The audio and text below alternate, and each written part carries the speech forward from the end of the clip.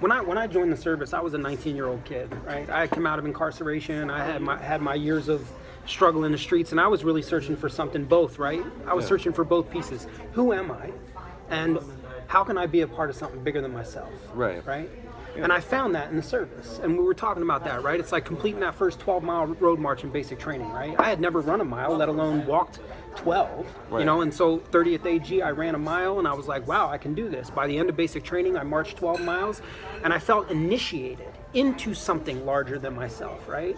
And all throughout my service, over the period of time that I was in service, through NCOES schools and specialized schools and on-the-job training and introduction to normative culture and behavior in each unit, I felt further initiated, right, and further a part of this tribe, this community, right? So it was like when I left Detroit, like there was a lot of crazy shit that was going on in my life. I wanted some culture. Like we were talking about earlier, I wanted to be part of something bigger than me. Yeah. And you know, when I came into the military, I was like, oh yeah, this is gonna be this is gonna be a different change in life. Everything's gonna look wonderful. It's gonna be 100% different. When really it was 100% the same. I mean, I hate to say it because I'm proud of my service. I am, but you know, I talked recently with Josh Penner about this, and you saw, you know, talking about my other than honorable discharge and get out of the military because I was so stuck in the culture with drugs and alcohol and partying all the fucking time, and then, you know, not having that sense of me, you know, like it was a big loss for me. So like looking back on that, it's like, wow, what the fuck happened, and where the fuck am I at now? And it's just reestablishing myself in life. Like it took me a long time to get here.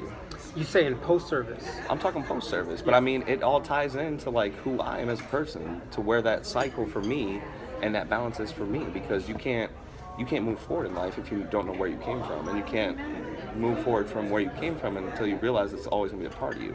Mm-hmm. Because on the outside, I'm the shell of a person that, you know, I care about my community, I care about all the advocacy, I care about all the things we're doing for people, but at the same time, like, deep inside, there's still that buried anger, that angry Detroiter who's like, man, fuck all this, I'm gonna go do me, and fuck everybody, and I'm just the shit, and I don't give a fuck about nobody, and yeah, but like, I've learned that balance with myself. But a lot of people don't have that balance with themselves, you know what I mean?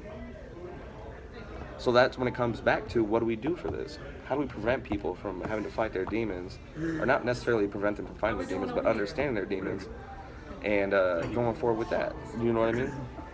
How do we help this culture that is so confused and so lost? And you know, we have homeless veterans on the street. We have people who are scraping by every day, don't have money for bills, can't provide for their family, losing their wives, losing their children. All these things because we have a culture, a time and a place in our lives where people don't really necessarily understand what's going on. How do we educate that group? 2% of our population. When all these other countries, you look at them, like we were talking about earlier, you brought up, Israel, all these places that have this foundation for this amazing feeling, and how they transition their warriors, how they bring them back home, and really allow them to be seen for who they are. I was initiated, you know. I found the family, the mother, the father, the brother, the sister, the scary uncle, all I found that in the military. I found my coaches, my mentors, my guides, right? For better and worse, I found those in the military. Being a kid from a broken home who grew up in the streets, like I found all these things that was necessary. And it was at a time in my life when the first roots of my actual identity were starting to take shape. You know what I'm saying? And so I feel like through basic training and on-the-job training, like, you know, and it's not a bad thing, but they go in and they take out those initial, like those baby sprouts of roots, right? And then they insert that of soldier, sailor, airman, marine, right? Coast Guard. Right. And they cultivate it and they water it and they put, you know, fertilizer on it, and we become highly skilled professionals in our trade. And we go through years of service, whether it's 2, 4, 6, 10 people that go the distance, right? And our whole community, my whole community, is behind the confines of a military installation. My identity is the rank that I wear and the position that I hold as platoon sergeant or section leader or whatever it is, right? And I know that. It becomes who I am. And then the day of discharge comes. And I sign the paperwork and I go through the checklist and I turn everything in and I leave my community and all the people that I've ever known behind the confines of that military installation fence. And I leave the identity that I had in service, right, of platoon sergeant, section leader, truck commander, whatever, right? I leave that, battalion commander, and I hit the streets, right? So I went from this world that had clearly defined limits of black and white, right? A left limit, a right limit. I knew what I was going to do every day, to this world of rolling sea of civilian, right? And not only is it a rolling sea of civilian, but unlike Vietnam, unlike Israel, unlike these other countries that have experienced war on their own soil, I come back to a population, to a community of people who have no idea what I've experienced, what we've experienced, right? They have no shared experience whatsoever. So we're greeted with handshakes and yellow ribbons and smiles and thank yous for your service and a 25% discount. But what I really need is to be surrounded by a community that hugs me, right? That supports us, right? That listens to our stories, that hears about what we've experienced in combat, that hears about what we've experienced together as soldiers, as sailors, as airmen, as Marines, right? And we don't have that in today's culture. What we have are, people who are committed to this and to me and mine and consumption. And it creates a fucking chasm as wide as the Grand Canyon. Right. Of a communication barrier, if you will, between us, we who have served, and those who we have served to defend and support. Yeah. And so it's an isolating feeling. It's a feeling of separation and detachment and disconnection. And what do we do? Well, what did they do 10,000 years ago? What have they done in tribal societies across the globe to welcome warriors home? Elders who had gone before them would meet them outside the village, the returning warrior, because they knew for the warrior to return too soon, without having gone through some ceremonial rite of return or a rite of passage or a reinitiation, it would be harmful for the returning soldier, the returning warrior. It would be harmful for the community. They were carrying things of both physical, mental, and psychic energy that would be detrimental to the community. So they went through a series of steps in sequence: a reinitiation, a vision fast, a vision quest, a spiritual cleanse, a walkabout, right? With elders who understood and members of community who had gone before them to put down those harmful pieces, to round out those sharp corners. Because ultimately those of us who have gone and served in that way have experience and wisdom to carry to the community that is necessary for the community to hear. And we have energy to contribute to community that most people don't, based on our experiences. And it's necessary to go through a reintroduction, a reinitiation, a re-entry process, separated from community for a time before reintegration can fully happen. To me, and from my perspective, that is the missing component in today's transitioning service, right? Or transitioning from service, is a reinitiation process. We are essentially dropped on our ass. Get a job or go to school. Those are the options, right? Yeah. But what about the option of me finding me? Who am I after service? What is mine to do after service? What is my purpose on this planet? Mark, with everything you just said, and you're absolutely accurate with your portrayal of what's going on with the American veteran, we don't have the support system we need. We don't have the element of understanding that we need. But for something like that, what would a veteran do who's looking for belonging, who's looking for understanding? And would there be a website like Nineline.org? Or an event? Oh, like a that, Washington State Veterans Vision Fast. Like an opportunity. What does that look like, Mark? To join us in Grand Coulee, Washington from the 15th through the 26th of May, 2017 for a journey as old as time itself. An opportunity to remember what it means to be human.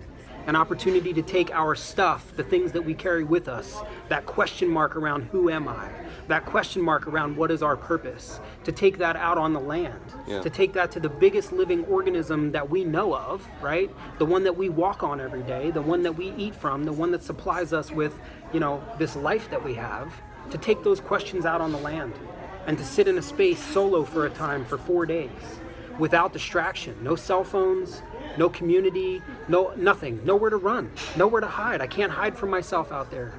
It's an experience that I was afforded the opportunity to participate in at a time when I felt broken, when I felt lost, when I had spent 8 or 9 months at home on the couch contemplating suicide, staring at a pistol, right?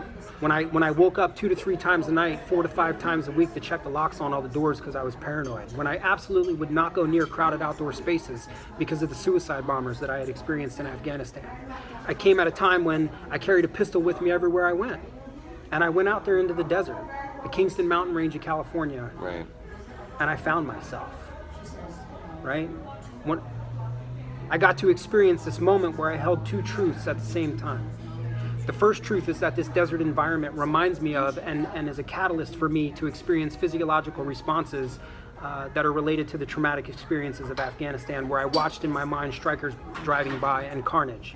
And so I got to hold that truth and the rapid heart rate and the sweaty palms and the racing thoughts. And at the same time, I got to hold the truth that I'm sitting in this amazing environment and there's nothing out there that can hurt me.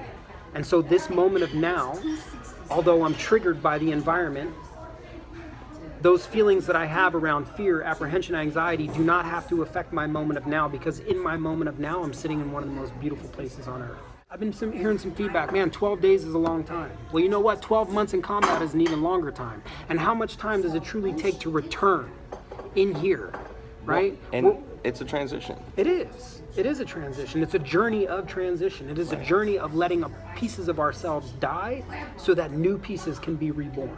Right. That's it. That's right. That's it. 12 days. Come on now. And as I told my beautiful friend, Mr. Mark here, who I love this man. As I told him today, I'll be joining you guys for the second round of this amazing adventure, because I too am one of those veterans who could have used that unity, that understanding. Yeah. A good part of me was lost in drugs, alcohol, without sounding sexist, but women and partying and gambling and living this horribly toxic lifestyle because post-service. Yeah, because no one could understand me. No one could understand what I went through, and I was alone. And so years and years of scraping and forward and trying to get support, like, it took a lot of people, a lot of good people in my life to help me through that. But there are veterans out there today, Mark, as you know, that don't have that support. No, they don't. And they so don't feel like they have that support. So I fully support this idea. I fully want to see what this is and feel it and have something tangible that I can say, this can actually save lives. That's right. And it can. Good. I'm living proof. Good. So, again, join us at Coulee Dam. When, Mark? Grand Coulee Dam? Yeah, that one. Oh, the 15th through the 26th of May. But you got to email. You got to request. You know what I'm saying? You got to step up and email Mark, M-A-R-K, the ones with the C, they're a little weird, M-A-R-K at 9, the word, 9, the number, line, L-I-N-E.org to request enrollment forms. Now, Mark, is there any other organizations that are a part of this endeavor? There are the Washington Department of Veterans Affairs, the Veterans Conservation Corp, and the School of Lost Borders with over 35 years of vision fasting experience. So all these different organizations are here to support you guys. We want to make sure that this is the element that is going to help you save lives, change lives, and actually make a deep, impactful meaning in your life. That's right. And we here at Nineline care about that. If you have any other questions, any other concerns, please reach out to us at nineline.org. The word 9, the number 9, the word line, L-I-N-E.org. That's right. You can contact any of us at any time. Myself, Mark. We're night owls, so feel free. That's right. True story. Mm-hmm. So, Mark, do you have anything to say to our crowd before we take off? It's a challenge, and it's well worth it. You are not alone. Do not give up. If you need anything, feel free to reach out to us. That's what we're here for. This is why this nonprofit exists. That's right. And like Mark was saying, there's also those wonderful people at your Washington State Department of Veteran Affairs. We love you, Alfie. We love you. Yep. So feel free to reach out to us, and we hope to see you guys at Grand Coulee Dam.